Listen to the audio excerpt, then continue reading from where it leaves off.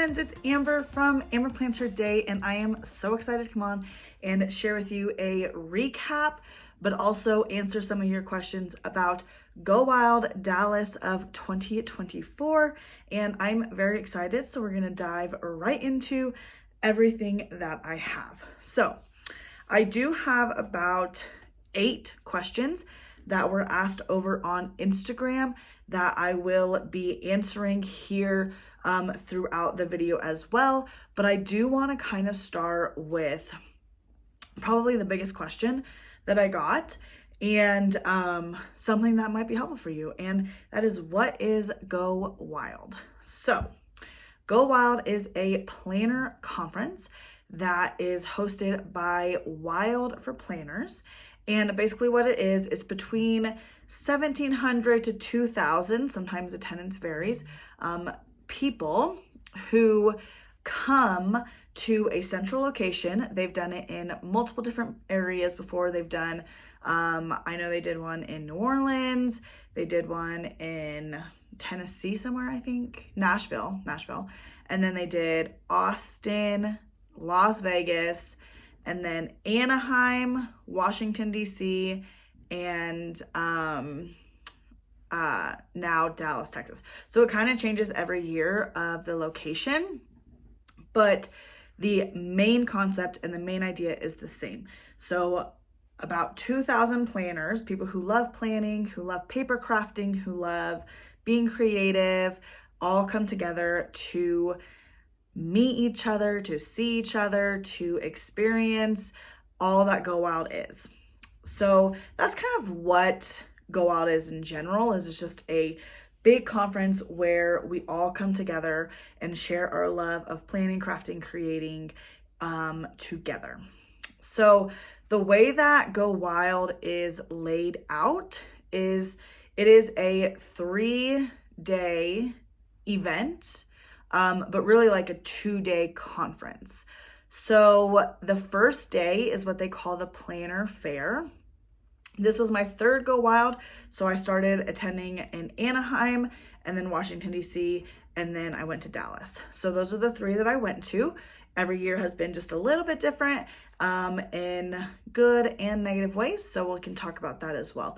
But the main premise of it is Thursday is the Planner Fair. This is where sponsors get to have booths and different things like that, where people go and get some swag, get to learn about new businesses, learn about different shops and things like that. Last year in Washington, D.C., there was a business, Zebra Pen. They started selling product. And then this year at the Planner Fair, there was about 5, maybe 6 different companies that were selling product at the Planner Fair. So it is a place for you to go. There's so many photo opportunities at the Planner Fair. There are things such as like a balloon, or not, yeah, like a balloon is like a big bubble and like all these balloons were floating around in it. There was like a hat wall. Some of it's very much based off of whatever the company designs, and sometimes like the location. There's a swing from Laurel Denise. That was the 2nd year they've had a swing. Super cute. A lot of like balloons that really like add color and festivity to the Planner Fair. And you kind of just walk around, you meet people. This year you were able to shop, like I said, and get some free swag as well. The Havoc Planner was giving out some like tote bags and some mini planners. Different, like Little Love Posh was giving out some like die cut stickers and a mini notepad. Heather from Calva Plan was giving out a luggage tag. So there's just a bunch of like different little things that you could kind of pick up throughout the Planner Fair. That's Thursday, like during the day, registration and the Planner Fair. Some people fly in on Thursday, so they come to the Planner Fair like a little bit later in the afternoon. It's like open all day. Sometimes there's like a mad rush right when it opens at like 10 a.m. or 11 a.m., something like that. But you don't like have to go right then. It's kind of just ease and chill and things like that. Then in the evening, there is a welcome party, and that is kind of a time for all of us to get together and dance or sing or play or do whatever. It's a really fun time. So last year, well, in Anaheim and in Washington, D.C., Chrissy and Designs sponsored that event. They did karaoke. This year, Archer and Olive did it with a dueling piano, and it was so much fun. I'm not much, like, I do enjoy a good karaoke, but around friends or people I know, like, I don't think I'd ever do it in front of like 2,000 people. But the dueling pianos were so fun. They like played so many fun songs. I unfortunately was unable to go until closer to the last half of the event, just because I was doing some sponsored table things, which was another question we'll get to in a minute. But I was kind of setting up my sponsored table, and I was unable to go until like the second half, but it was so much fun.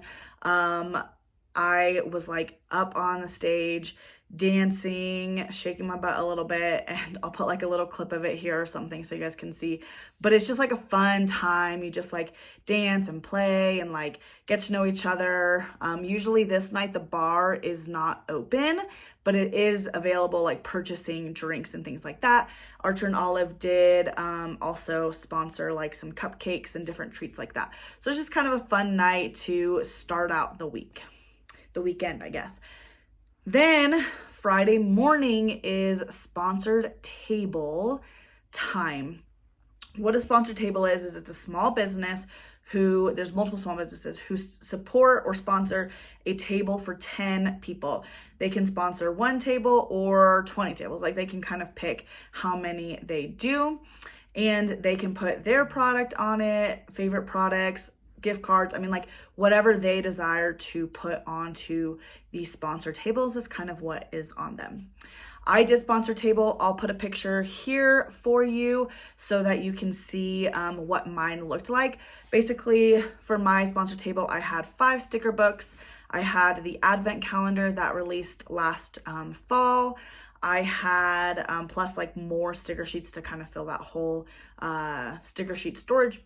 And then I did a candle from Chock Full of Love, as well as a notepad from Chock Full of Love, my favorite candle brand ever.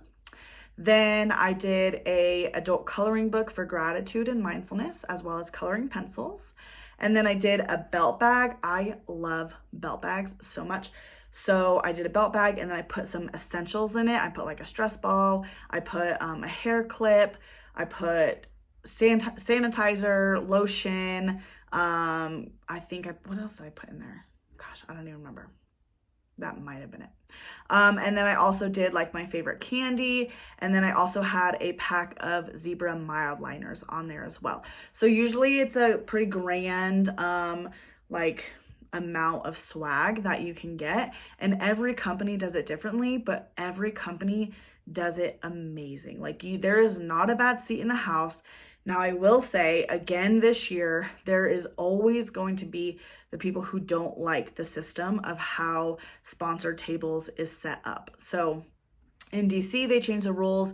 You couldn't line up before 6:30. People obviously were still lining up, but then they like opened the escalator to go down. That's when people started going down, that there was like a more organized line. This year, it was very similar, but we were going up the escalator instead of down. But like, even though like, I know I had a friend who came down a little bit closer to 6 versus 6:30. And there was already a line formed. The front of the line started at 3 a.m. So it was like, it's just a very, messy kind of situation. Some people are like, well, I followed the rules. I came down at 6:30 and there was already like 500 people in line, which is probably not wrong. We went down around 6:15 and there was probably already like 150 people in line. But anyway, so they like started at like, she like counted because there wasn't that many people. And then she counted again after another like hour and there was like 100 people in front of her. There was like 50 to 100.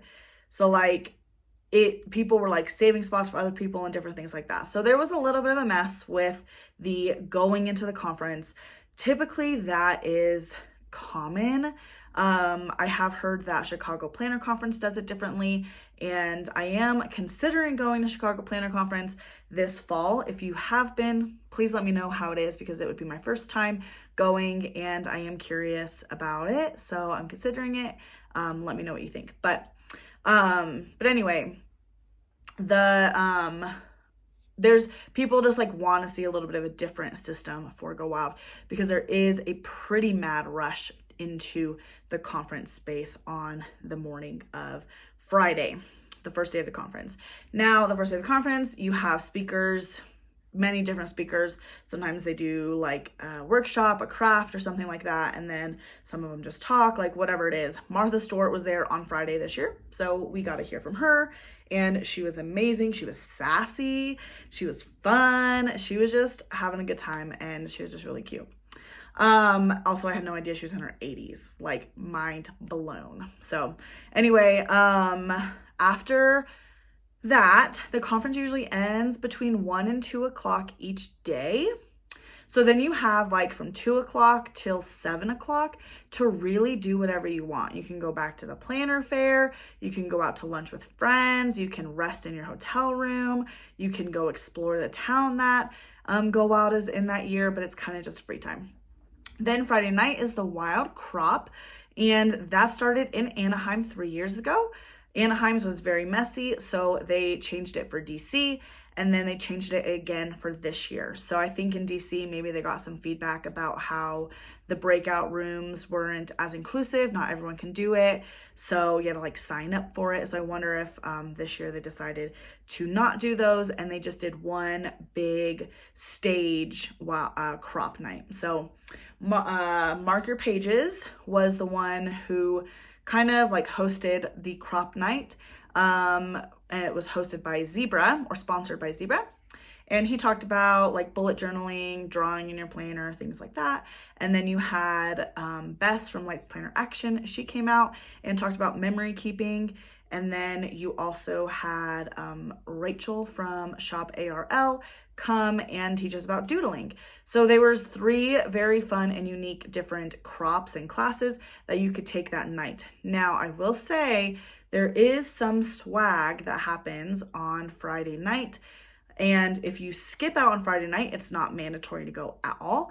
Then you would not get that swag. So you have to like be there to get the swag. So just something to consider if you are wanting to Go Wild. You need to like attend the things in order to get the swag. So just something to think about. And then Saturday, it's a little bit of a less rush into the main stage area, into the conference room. But what Saturday is table mate gifts. It's not required, but some people do it. They bring little gifts for the people who sit at their table on Saturday. My table, I sat at a table with 10 and only 8 people brought things. So like, it's not mandatory, it's not necessary, but some people like to just give a little bit of a thing for the table mates. And then you have another full day of speakers. We had more workshops, more crafting classes. We had V from Under the Desk News. We had Frank Warren from Post Secret. Both of them are like, I enjoyed both of those sessions so much. We also had a founders panel. So it was just a really, really good time. The first day, VJ from Notique was there. We also had Bonnie from Archer and Olive there. I mean, it was just, the lineup was superb. It was so good. So then again, the conference ends around 2 o'clock. And then on the last night, Saturday night, there is Planjama. So it is basically a pajama party where everyone dances and has a fun time. The Happy Planner does host that. They've hosted it for the past 3 years, if not more. But again, I've only been to 3. And they do sponsor a open bar. So you are able to grab anything from the bar that you want to. They have some specialty cocktails there as well, and they were really cute. Like, one of them was called Kiss My Disc. One was called that was my favorite. Kiss My Disc was my favorite. So I'm like, what else was there?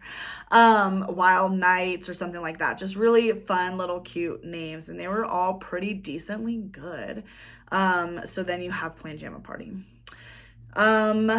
after Plain Jam Party, you're done. So like it ends at 10 p.m. on Saturday night, and you either fly back on Sunday or go home or stay, explore the city, or whatever you want to do.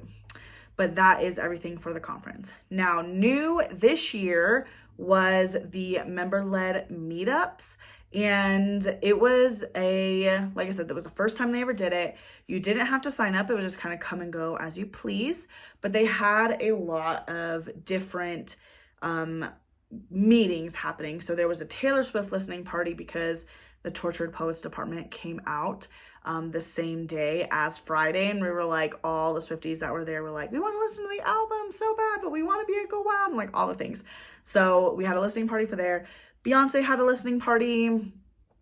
There was like a diamond painting class, painting class. There was sober llamas. I mean, just all of these different things that people can go to if they wanted to, but it wasn't like mandatory. I personally did go to the Taylor Swift listening party because I'm a big Swiftie and I wanted to be around friends and Swifties who get it and who love her. So I did do that. And that was like 3 to 5.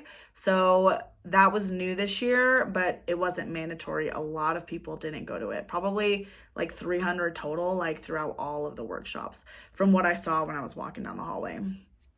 So there's that. And that is kind of the conference, a little gist of it. That's kind of the schedule, the layout of what happens. And then we can kind of talk about the questions that I received from Instagram about the conference.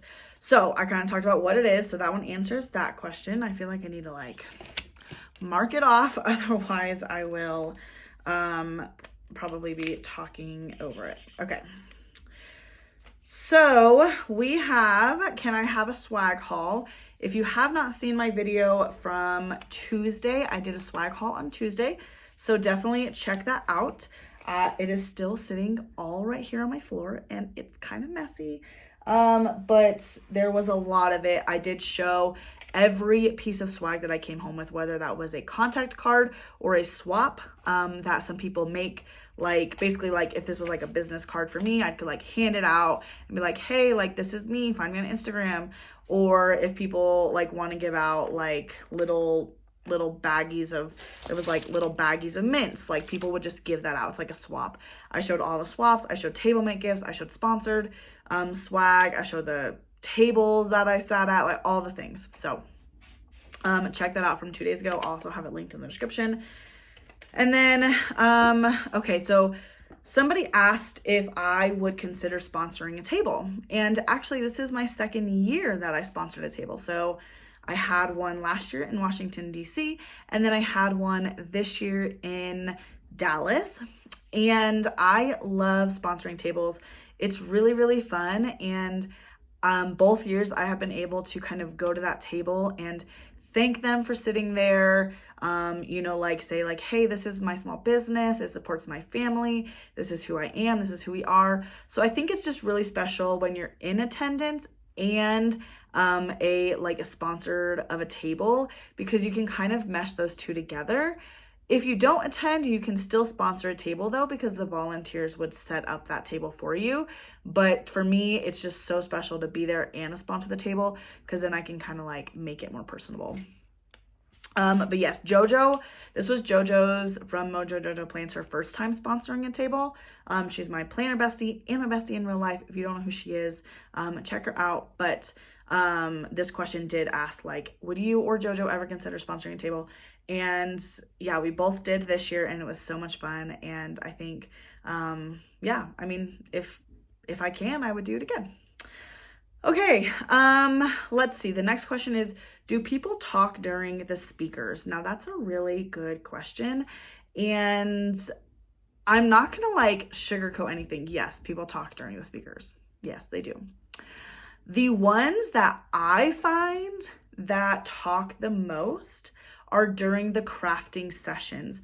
And it is hard to not talk during the crafting sessions or the workshops that is hands-on, because you're wanting to have that interaction and that creativity within the people who are sitting at your table.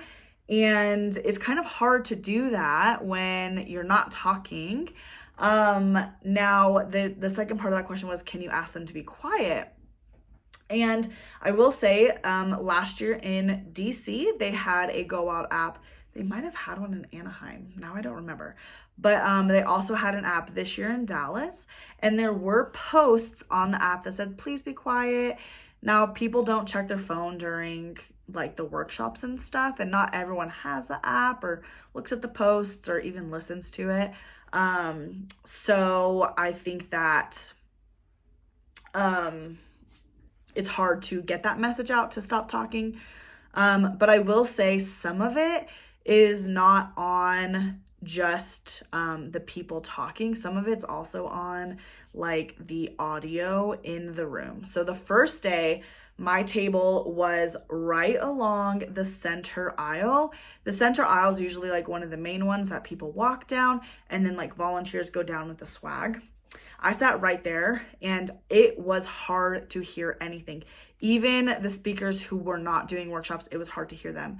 Now, JoJo, the first day, she sat literally right next to a speaker, and she was like, I heard every single word. Even during workshops when people were talking, she could hear everything. The second day we were reversed, and I was sitting by a speaker and she was sitting by the center aisle, and she was like, oh yeah, I was actually hard to hear today. But some of that falls on the conference itself.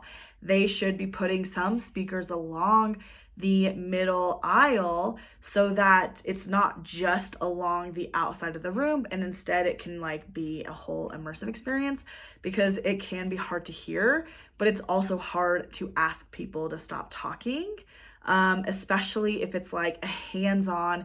Even if they're not talking, it's like you have people opening things that is loud and it just adds noise to the room. So it's kind of hard to ask people like, one, to stop talking, and two, like, be quiet when you open things that like you need for this craft or whatever it is that you're doing. So that's my answer there. Okay. Was it the same or better? That's a really good question. I struggle with things like this because each year has just been different for me. My first year in Anaheim, they had a lot to fix, and I'm not gonna lie about that. It was a rough year, and a lot of us like chalked it up to post-COVID. You know, we all were still required to wear masks inside the conference room. Like it was a bit of a harder year for them. This year, the hotel was brand new. The hotel was gorgeous. The escalators did stop working a couple times. That was really kind of a bummer. And then I have seen some comments about like ADA, like there was not buttons on every door and they couldn't get into the bathrooms and stuff like that. And that's a big deal too, especially for a brand new hotel. But last year in Washington, DC, I saw a mouse run across the hotel, just like it wasn't the lobby. It was like a smaller conference room. Like, so the hotels alone, this was better. Yes. Otherwise, the conference as a whole, the planner fair did feel more full this year. There seemed to be more booths. I did really enjoy the speakers this year. And I felt the most confident that I probably ever have to talk to people and to, meet new people. So I wouldn't say that this year was better or worse, but I would say that my experience as a whole was better. And I can't say whether that was because of the conference itself or just like my confidence level or things like that. And then the next question with that was the swag better? And it's just a really good question. Again, I don't know if I would say better or worse or less, but I will say that from the sponsors in Washington, DC, and I have like 5 on the top of my head that sponsored tables last year in Washington, DC that did not sponsor this year. And I'm not 100% sure why. Of course, I don't know everyone's stories, like maybe they weren't available or whatever that may be. So I will say like it did seem like there were some less sponsors this year. I think that the tables overall this year were better. Like all of the tables were better this year. They really, really put a lot of heart and soul into the tables. But I will say some of the swag that was shared or dropped might not have been as much as previous years. And sometimes it's even hard to just remember. But I will say, like, not every session had a drop. And I'm not saying every session had a drop in the past, but more than not, I feel like in the past. So this year it was definitely kind of like notable. And some of the swag this year was like the workshops or the crafting things that you were doing. So it felt less like swag and more like, if you're going to participate in this workshop, you need this item.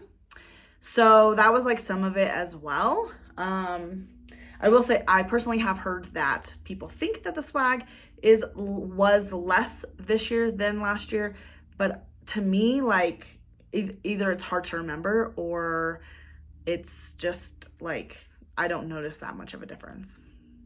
But I'm literally looking at this huge pile of swag on my floor. Okay, so the next question is it better to attend as a shop owner or as an attendee? That is a great question. Again, I don't think it's one way or the other. If you are a shop owner, attend. And like, there's a swag bag that goes out at the end of the conference. You could put like a little sampler or something in there. That's a great way to get your name put out into the community, especially if you are a smaller shop owner. But I will say it's just a different experience. If you go as just an attendee, like I did my first year, you have no responsibilities. You don't really have anything to worry about or do when it applies to, like behind the scenes stuff. But the second year I did a table sponsorship, and then I did send swag for the swag bag for everybody. So I did have to focus on my table, not so much a swag bag because the volunteers do it. This year I did a swag drop versus the swag bag. So Jojo and I had to package up all of our swag drop bags. And then we had to do some table stuff as well. So this year it definitely felt very heavy behind the scenes. For example, we flew in Wednesday night. We couldn't have dinner with anybody, even though we knew our friends were having dinner together, because we had to get our stuff done. Same with like the tables, like we missed some of the welcome party because we were doing our tables, and that's okay. It's just a different experience. But I wouldn't say one's better over the other. I would say there's less shop owners that go because 2,000 people, like maybe like 200 is a shop owner, and maybe not even that much. So I would say there's less shop owners, but because shop owners are so prevalent in the community, like you might notice them more. For example, like I've had quite a bit of people like ask me, like come up to me and say, oh my gosh, you're Amber from AmberPlansHerDay, or like, oh my gosh, that's Jojo from JoJo Plans. Like people recognize you in a little bit of a different way if you're a shop owner. So just kind of expecting some of those differences. Okay, 2 more questions. The first one I'm going to answer is, can we be friends? If I go wild, can we be friends? Of course. Please come meet me, come see me, come hang out with me, whatever you want to do. She said that you looked like so much fun. I have a feeling that it was based off of this video. So it was a lot of fun. I had a very good time at the welcome party, and it was just a good time. So if that's why you wanted to ask me to be your friend, of course. If that's not why you want to ask me to be your friend, I will still be your friend. I enjoy meeting new people. I am an introvert, but I build myself up for something like Go Wild. I'm prepared for it, and I hope that I am not rude to anybody or come off as like awkward or standoffish, because sometimes I am. I'm gonna admit it. I'm an awkward person. I am not like the most confident when it comes to like showing off or exuding myself or anything like that. But we can absolutely be friends and have a lot of fun. So please, if you guys like ever go Wild and I'm there, like, of course, just come up and meet me. I'd love that. Okay, the last question I'm going to answer as we wrap up is it worth the price? That is the golden ticket question. And I feel like all of these questions I've answered kind of like, like side, like it's not good or worse. It's not better or worse. It's like, it is what you make of it, right? But this question is very much on everyone's mind because Go Wild is not a cheap experience. And when you get there, not everything is paid for. So I will say, one, the ticket costs between like $750 to $800. It's like somewhere in there. I don't fully remember. But that's expensive. And I think I'm gonna say it.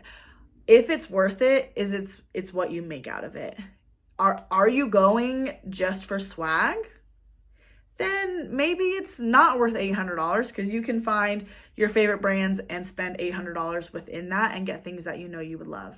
Are you wanting to try something new? Because I sat at a table, Colibri, Paper Co., and I had never heard of them. And just learning about the products and seeing their quality and learning about them was worth it to me. I loved that.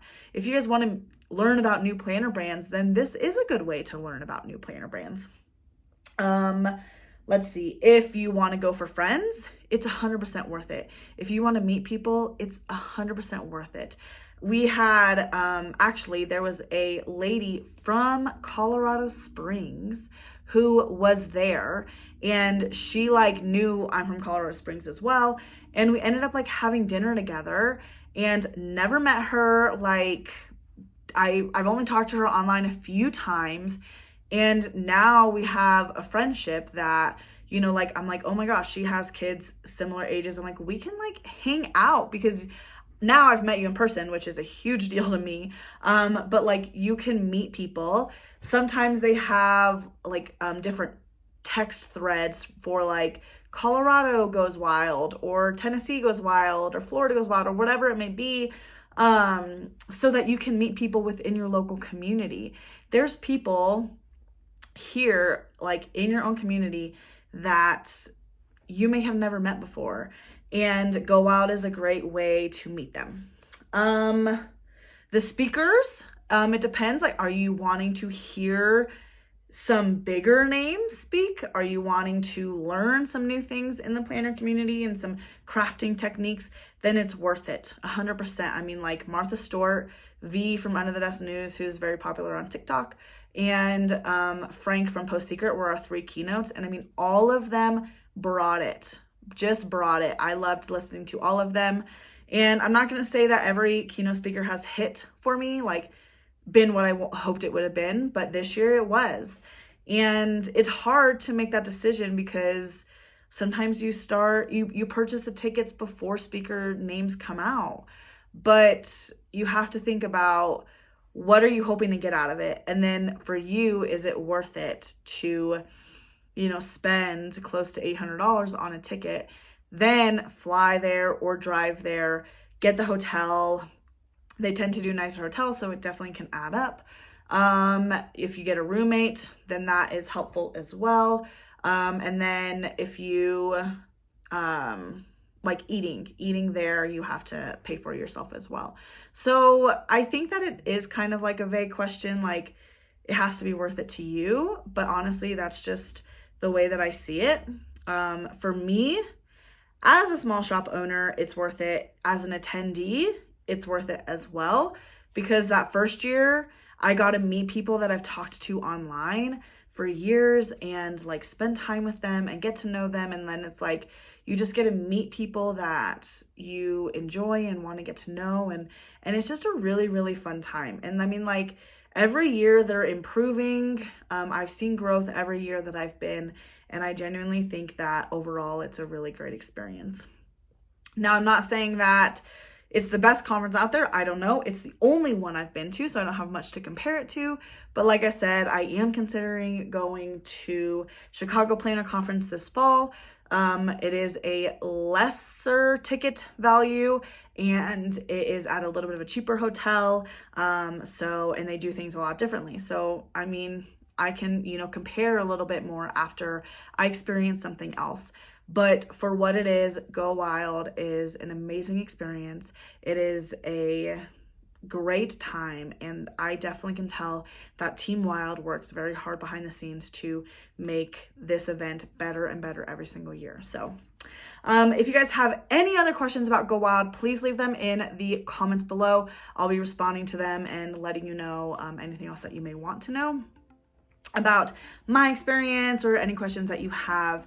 If you guys like this video, please give it a thumbs up, hit that subscribe button so you don't miss any future videos of mine, and I'll see you next time. Bye.